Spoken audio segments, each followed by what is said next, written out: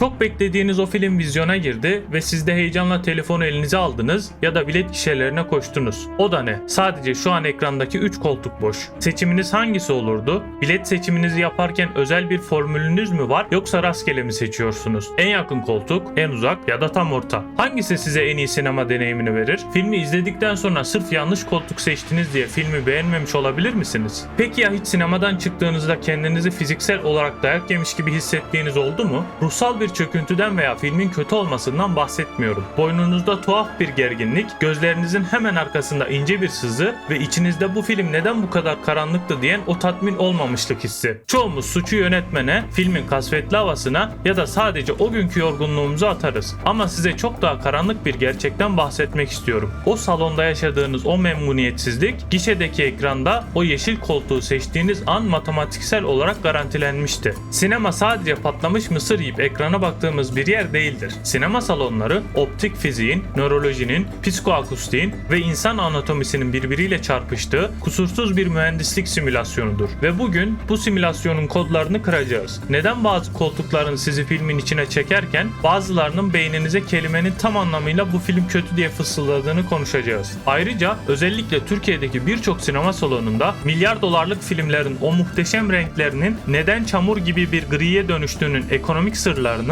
arkasındaki belgelerle ifşa edeceğiz. Bir daha bilet alırken şansınızı değil bilimi kullanacaksınız. Hazırsanız bilimin ışığında en iyi koltuğu seçiyoruz.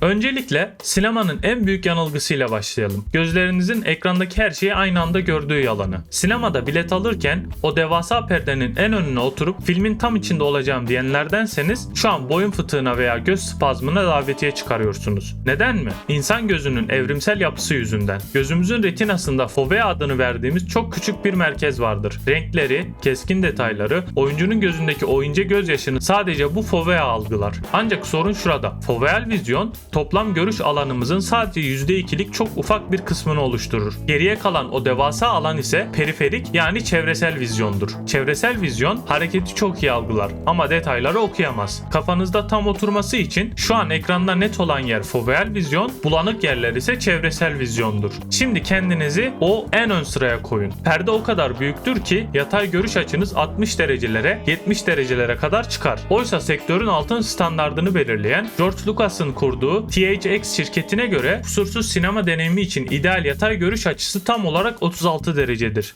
SMPTE yani Sinema ve Televizyon Mühendisleri Birliği ise en arka sıradaki izleyicilerin bile en az 30 derecelik bir açıyla perdeyi görmesi gerektiğini söyler. Siz o ön sıraya oturduğunuzda ekranın %98'i sizin o bulanık çevresel vizyonunuza düşer. Beyniniz detayları yakalayabilmek için çaresizce göz bebeklerinizi sağa sola, yukarı aşağı sıçratmaya başlar. Biz buna sakkadik göz hareketleri diyoruz. Beyniniz adeta bir tenis maçı izler gibi perdenin bir ucundan diğer ucuna yetişmeye çalışır. Üstelik her bir göz sıçramasında beyin görüntünün bulanıklaşmasını engellemek için görme işlemini milisaniyeler boyunca durdurur. 2 saatlik bir film boyunca binlerce kez kör olur, binlerce kez beyninizi yorarsınız. Bununla da bitmiyor. Çok yakına oturduğunuzda elek etkisi yani screen door efekt dediğimiz fiziksel bir kusurla karşılaşırsınız. Çoğu standart salon hala 2K projeksiyon cihazları kullanır. Buradaki 2K ismi sizi yanıltmasın. Aslında 1080p olarak bildiğimiz çözünürlüğün biraz arttırılmış halidir. Bu yüzden 2K projeksiyon ekrana yaklaşık 2.2 milyon piksel yansıtırken modern 4K projeksiyonlar 8.8 milyon piksel üretir. Eğer dev bir perdenin dibine oturursanız o perdenin üzerindeki pikselleri ve aralarındaki siyah boşlukları bir sineklik telinin arkasından bakıyormuş gibi görmeye başlarsınız. Görüntünün dijital büyüsü bozulur, Matrix'in kodlarını görürsünüz ve filmin gerçekliğinden tamamen koparsınız.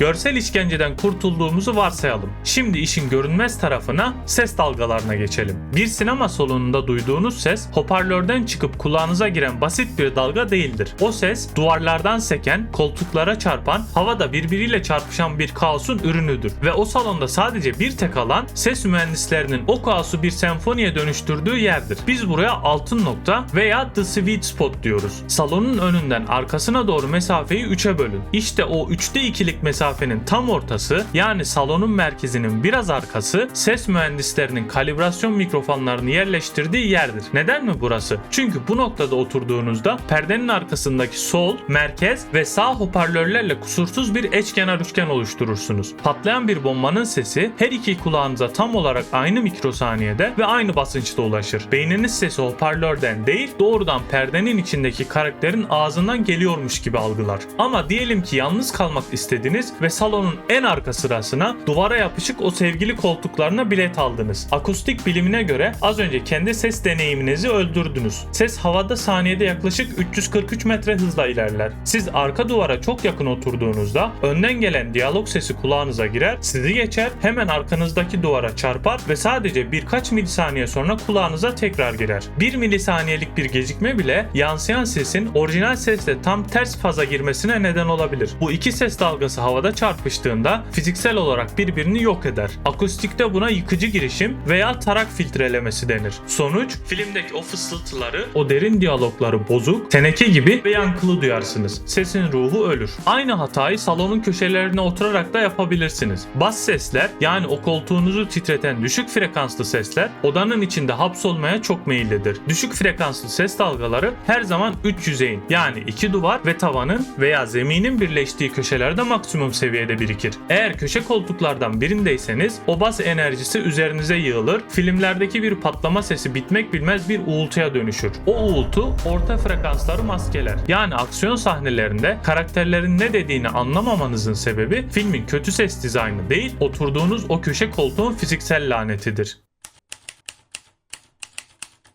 Tüm bu teknik kaosu bir kenara bıraktığımızda yanlış koltuğun bedelini sadece gözlerimizle değil, iskelet sistemimizle de öderiz. İnsan boynunun omurgası doğal olarak hafif içe dönük bir kavis yapar. Dinlenme halinde bakışımız yataydan 15 derece kadar aşağıyadır. Siz en ön veya ön köşe koltuklardan birine oturup 40-50 derecelik bir açıyla 2 saat, 3 saat boyunca o dev perdeye yukarı bakmak zorunda kaldığınızda bu doğal kavis tamamen düzleşir. Boynunuzun arkasındaki kaslar ve bağlar aşırı gerilir. Tıpta bu duruma trafik kazalarında arkadan çarpılma sonucu oluşan kamçı travmasıyla benzer durumlar eşlik eder. Film bittiğinde hissettiğiniz o tutulma, o enseden başa yayılan baş ağrısı basit bir tutulma değil, omurgalarınızın isyanıdır. Eğer izlediğiniz film bir de 3D ise felaketin boyutu beyninizin derinliklerine iner. Gerçek dünyada bir cisme bakarken gözlerimiz hem o cisme odaklanır hem de o cisme doğru içe döner. Bu iki refleks milyonlarca yıldır birbirine zincirlidir. Ama 3D sinemada perde fiziksel olarak sizden 15 metre uzaktadır. Yani gözünüz 15 metreye odaklanmak zorundadır. Ancak ekrandaki 3 boyutlu obje sanki burnunuzun dibindeymiş gibi verilir. Gözleriniz içe doğru döner. Odaklanma ve yakınsama ilk defa birbirinden ayrılır. Yani yakınsama, uyum çatışması dediğimiz bu nörolojik anormallik beyin korteksinizi o kadar yorar ki göz kaslarınız spazm geçirir.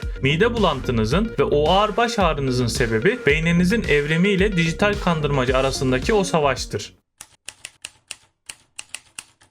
Buraya kadar her şey fizik kuralları ve sizin seçimlerinizle ilgiliydi. Ama şimdi o koltuğa oturduğunuzda kontrol edemediğiniz Türkiye'deki sinema sektörünün kanayan yarasına, Türkiye dosyasına geçiyoruz. Gözleriniz acıyor ve film karanlık geliyor demiştik değil mi? Haklısınız. Delirmiş değilsiniz. O filmler gerçekten karanlık. Sinema endüstrisinde perdeden gözünüze yansıyan ışığın parlaklığı Food Lambert adı verilen bir birimle ölçülür. Dünya standartlarını belirleyen SMPTE kurumunun ST196 numaralı kuralı çok nettir. Karanlık bir sinema salonunda filmin orijinal renklerini, gölgelerini ve kontrastını doğru görebilmeniz için perdeden yansıyan ışığın tam olarak 14 Food Lambert olması zorunludur. Yönetmen kurgu masasında milyon dolarlık monitörlerde renkleri bu parlaklığa göre ayarlar. Ancak dijital projeksiyonlarda bu ışığı üreten şey ömrü binlerce saat olan ve değiştirilmesi on binlerce lirayı bulan Xenon arc lambalarıdır. Artan maliyetler ve elektrik faturaları yüzünden pek çok sinema işletmecisi ne yapıyor biliyor musunuz? Projektörün lambasını kısıyor. O lamba 14 Food Lambert ışık üretmesi gerekirken makine dairesinden güç düşürülüyor ve perdeye 7, 8, bazen 5 Food Lambert ışık düşüyor. O lamba daha uzun süre dayansın, elektrik faturası az gelsin diye yönetmenin sanat eseri sizin gözlerinizin önünde katlediliyor. Siyahlar kahverengiye dönüyor, gölge detayları tamamen karanlığa gömülüyor. Dune veya Batman gibi karanlık atmosferli filmler izlenemez hale geliyor. Göz bebeğiniz o azıcık ışığı toplayabilmek için sonuna kadar açılıyor bitiyor ve filmin yarısında şiddetli bir baş ağrısı başlıyor. Peki siz en son hangi filmde bu ekran neden bu kadar karanlık diye düşündünüz? Aşağıya bu filmin ismini bırakmayı unutmayın.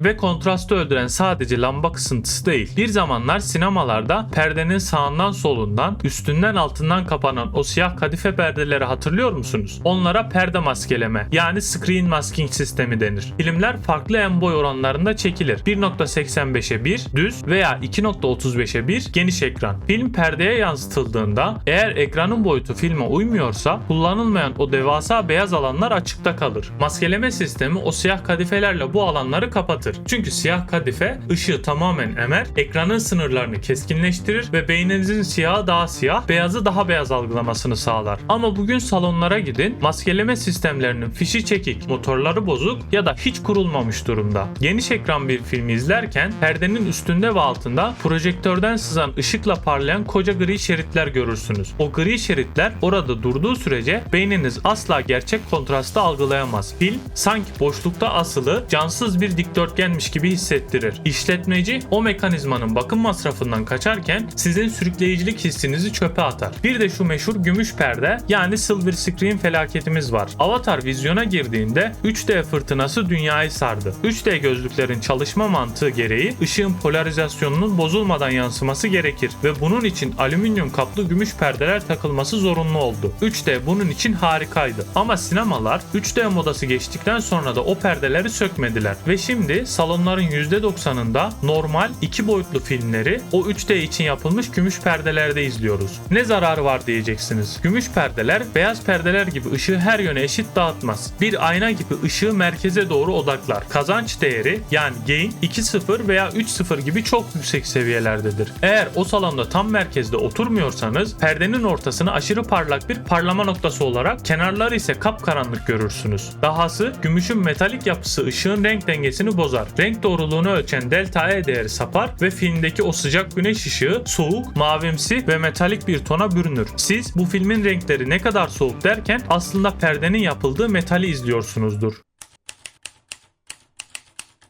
Tüm bunları düşündüğümüzde bir sinema salonu rastgele tasarlanmış bir oda değildir. Işığın, ses dalgalarının ve insan anatomisinin birleştiği hassas bir laboratuvardır. Ön sıraya oturarak omurganızı ve gözlerinizi mahvetmeyi, arka duvara yapışarak sesin fazını yok etmeyi, köşelere saklanarak bas uğultusu içinde boğulmayı seçebilirsiniz. Veya ışığın ve sesin matematiğini kendi lehinize kullanabilirsiniz. Ben ne mi yapardım? Eğer sinema çok yoğunsa ilk günlerden o filme gitmezdim. Spoiler yemekten korkmayın. Zaten artık filmlerde ne olacağını izlerken tahmin edebiliyoruz. Türkiye şartlarını düşündüğümüzde bir hafta sonra o filmdeki yoğunluk kalmayacak ve siz salonun 3'te 2'lik kısmındaki o altın noktayı seçip filmin keyfine varacaksınız. Zaten 2-3 ay sonra dijital platformlara düşüyor diyenlerdenseniz orada da haklısınız. İzleme alışkanlıklarımız her geçen gün değişiyor. Ancak izlediğiniz bir filmin ya da videonun içine girmek, o an anlatılanları yaşamak gün geçtikçe daha da zorlaşıyor. Hele ki filmin konusu sıfırdan başlayıp zengin olan birini anlatıyorsa. Çünkü sıfırdaki o adam bir anda yüz binlerce dolar bulup kendi şirketini kurabiliyor. Eğer gerçek sıfır nedir, nasıl bir durum olurdu diye merak ediyorsanız bunu her saniyesinde hissedeceğiniz bir şekilde anlattığım video şu anda ekranda. İzlerken yaşadığımız sorunları çözdük. Sıra izlediğimizi hissetmekte.